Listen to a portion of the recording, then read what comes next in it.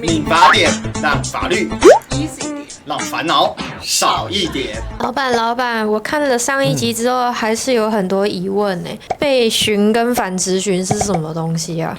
哎呀，讲这个反质询，你应该有看电视啊，或者甚至没看电视，大家都知道那个迷因梗图，对不对？这那叫什么？还有前外交部长吴钊燮当时接受立委徐巧芯的质询的时候，一直说你可以告我藐视国会罪。哎呀，关于这样的问题呢，我们来问一下专家好，民法典让法律 easy 点，让烦恼少一点。上一期这公安主席台委员一讲，我们就恍然大悟哦。那接下来质询跟反质询，被询不是官员的义务吗？今天呢，我跟大家复习一下宪法里面增修条文的第3条，行政院呢有向立法院提出施政报告的责任，也就是他的义务哦。然后立法委员在开会的时候呢，有向行政院长跟官员质询的权利，是什么时候呢？在开会的时候，他并没有说立法委员随时都可以要求行政官员他来质询，没有。所以行政官员的备询义务，它是在我们的宪法里面规定的。大家知道，宪法是我们的基本大法，所有的法律的规定可不可以跟宪法的规定相违背？不行。那大家呢，可能常常听到这个反质询呢，也有国外的媒体有问说，什么叫做反质询？行政官员在立法院里面可不可以反质询？答案非常明确，行政官员有被质询的义务，他没有质询的权利。立法院的职权行使法他说呢，质询的答复不可以超过质询的范围之外。所以你会看到，就是说，像在总质询里面，苏贞昌骂这个郑丽文啊，什么他以前帮他辅选啊，怎么样子的，这个有没有超出郑丽文质询他的范围之内？当然超出。所以这些的行政官员有没有违反立法院职权行使法？当然违反了，这白纸黑字，大家都可以看到这25条上面写的这个多清楚啊。然后他说呢，被质询人除了避免这些的危害之外呢，不可以拒绝答复。花敬群我在质询他的时候，他直接下台。这些违法的示范，在苏院长时期啊，真是罄竹难书。真的是罄竹难书啊！再来还有一个状况是，那他有一招，你质询他，他回答，那他反质询被你骂。那我索性我不出席了，可以吧？不行。为什么？因为呢，大家知道今天我们看到的立法院的乱象，其实有没有法律规定？法律规定得很清楚。有没有执行？没有执行。有没有落实？没有落实。立法院执行行使法26条呢，各部会的首长呢要亲自出席立法院的这个院会。备询的部分这边也有讲，并被质询，就是什么叫备？就是自己要去准备，要被别人问的意思啊。然后不能够出席的时候，在开会之前，应该要把这个东西送请假单。委员会的情形也是比照一样的。那谁准假嘞？原则上面来讲，院会的部分，它其实都要经过召委还有主席的同意啦。以前这个国会频道的时候，我在主持财政委员会的会议的时候，外交部前次长呢，他多嚣张啊！他来请假的时候，他知道我不会准他假，所以呢，他请假的时候是抓了这个中央兵陪他一起来。我说不行啊，然后他就说，我已经跟你请假。我没准啊，这是严重违反职权行使法啊。对啊。那另外这个我们常常看到冗长议事，像这一次我们立法院的冲突的时候，会开很久。然后有一个关键，我记得第一天啊，5月17号冲突的时候，当时民进党是要求要这个朝野协商嘛，所以院长就去开朝野协商了。本来说2点要结束，就拖到5点。然后5点的时候非结束不可。那后来知道，原来当时的状况是5点半，如果不宣布延会的话，当天会议直接结束，所以这也是一个议事攻防的焦点，所以才出现前面委员说，这个民进党的女委员冲去熊抱韩国瑜，结果听说韩国瑜抱了身上都 OK 了。通常来讲，立法院在发这个通知书上面都会有讲这个开会的时间点啊。那开会时间点通常都会讲这个大概就是从早上9点到下午的5点半。原则上，你可不可以延长会议的时间？绝对可以啊，只是说如果你疏忽了，你没有到会议时间这个届满前你延会的话，那你的程序上面就错了，因为他到你没有延会，所以他到5点半，假设通知书上面写5点半，5点半他就结束，后面的他都不算。啊，那你有经验的人呢？如果你已经这个时间已经到了，可是你还没讨论完，你呢，主席可以征询出席委员的同意，他酌定延长时间。我们看到最近都延长到什么时候？延长到12点。对，因为在12点前呢，基本上来讲，它都还是当天。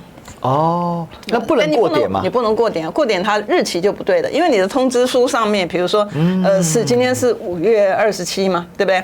我们到晚上12点的时候，都还是5月27，因为通知书上面会写日期，不是只有时间而已。所以他只要过12点会强制散会，他必须啊。那当然，以前哈，在没有发生争执的情况之下，有没有人偷偷去动那个时钟？据说也有了。好，那除了这个延长之外呢，还有一个也是这一次国会改革的冲突里面的关键，表决方式。对因为我们看到后来被人家拍出来啊，这个到底这个投票卡去哪里呢？原来是被民进党的委员抢了。那民进党又喊说，你这个跟小学生投票一样啊，怎么可以举手表决呢？可是我就很奇怪，不对啊，我常常看委员会都是举手表决啊。很好的问题啊，因为这个我也几乎最近我一直都被问到，所以我在我的那个 short 上面也有讲，立法院的议事规则里面呢，它35条它就讲得很清楚，立法院的这个议案的表决的方式有5种，举手是其中的一种啦。那大家看到的是什么？表决器，就是大家吵半天，还把人家的卡偷走了。其实基本上来讲哈，我觉得这个其实已经构成强制罪了。行使表决是立法委员的权利嘛，你把他的卡抽走，是不是合法的？不是合法的啦。那很多人决定说，那你凭什么做这样的决定？因为他法条也规定得很清楚哈，他讲说。第1到第4款，我就是说口头表决、举手表决、表决去表决或投票表决，这个都是谁决定的？主席决定的。也就是韩院长他决定完之后，对，他就可以采用，所以你也不用说我抗议用的不需要了，他也不合法。所以院长真的很重要。对，院长很重要。好，所以为什么大家会抢院长的原因是在这里。好，他的隐藏权力蛮多的。对，很多。那你可能会问说，那为什么要表决方式要这么的混乱的方式？其实就是回到刚刚历史哥前面提到，因为你把人家表决卡抽走了，怎么用表决器表决啊？那另外还有讲到说这个所谓的重复表决，这个就让人家觉得比较困惑，因为这个表决表了半天，说为什么还提什么重复表啊？不是表完就好了，还要再表第2次？像我们守法的人，那个法条怎么规定，我们就怎么样去做，不会去捣乱啊，就是说不会说法条这样规定，然后你说你的不会。立法院的议事规则，大家看到39条的地方呢，他讲说啊。他说，如果有人提出来异议的时候，他可以要求重复表决，可是他只可以1次为限哦，你不能一直叫人家重复。那大家可以看到新闻上面不是有看到说，哎呀，这个民进党的委员只记得拿着太阳花拍照，然后忘了说要异议的。所以呢，如果你没有符合这个东西，你可不可以要求重复表决？不行。你重复表决的时候，前面一定有一个流程，然后它的次数也1次才可以。所以那个没办法争论的点，其实已经在议事规则里写得很清楚了。其实很多的现在在外面的这个讯息在那边散播的东西，如果观众朋友你去看一下这个议事规则哈，就像其实每个立法委员通通都有了哈，你去翻一下里面，你就会知道里面这些东西都规定了。因为这么多年然后古今中外这么多议会，其实很多例子都是可以用的。最后是大家最重要的，就是哪些行为可以做，哪些行为不能做。上次钟嘉宾跑去扑陈金辉委员的这个事情，完全违反了规定吧？你看哈，第一个当然不遵守主席的，你当然不可以做嘛。那你看那个主席讲了半天，他们不理会他的，有没有违反立法委员的行为法？当然很明确的违反。我跟大家讲，这是第7条的规定你看它里面有辱骂或涉及人身攻击的，像那个右勾拳呐，刚监委有没有违反第7条规定？其实很明确嘛。然后或者是主席没有同意，然后就插话干扰别人的发言，然后不听制止，柯建铭老柯然后你看破坏公物或者暴力的肢体动作，哎呦啊，对不对？或者吸入危险物品也是不可以的啦。其实连占据主席台主劳议事也都是不可以，也不可以，对，也是不可以。但我想这个国民党会主张，他不是占据主席台，他要排除障碍，所以这个是不一样的这个情形嘛哈。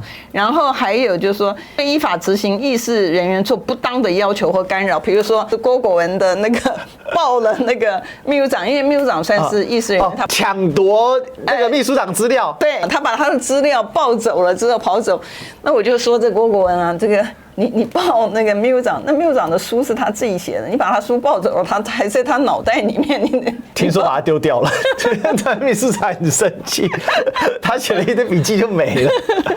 然后呢，他这个地方讲说，违反这些情事之一的话，主席啊。韩院长啊，可以交纪律委员会了。所以其实照这一次的议事的乱象来说的话，通通送纪律委员会。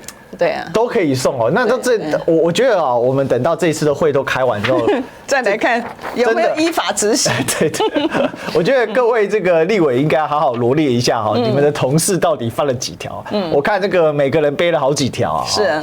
那我是觉得让议事正常规则走的一个 best 是什么？就是要让大家了解议事在做什么。对，这也是我们今天为什么做2期民法典呢？专门来讲立法议事规则。对，我们本来民法典是要跟大家讲这个跟民众有关系的，就是这个其实跟民众很有关系，因为这是很多民众都非常关心，是所以也特别的在这一次的跟大家来说明讨论那也因为现在我们播出的时间，其实这个主要攻防已经结束了，大家也可以比较冷静下来、calm down下来看待这样的事情，而且也必须说，未来立法院这种强议事攻防也会是常态，那这就跟我们很有关系了那我们就敬请期待之后立院的发展。但是当你有知识的时候，你就不会被骗了，就不会莫名其妙上街，人家问你说你在抗议什么啊？我忘记了，我还不太清楚像这个样子，不是只是去领便当。OK， 好，那我们今天呢就民法就聊到这里，我们今天谢谢委员，谢谢历史哥，谢谢观众朋友的观赏。那我记得帮我们按下订阅分享，然后我们下一期再相见啦，拜拜，拜拜。观众朋友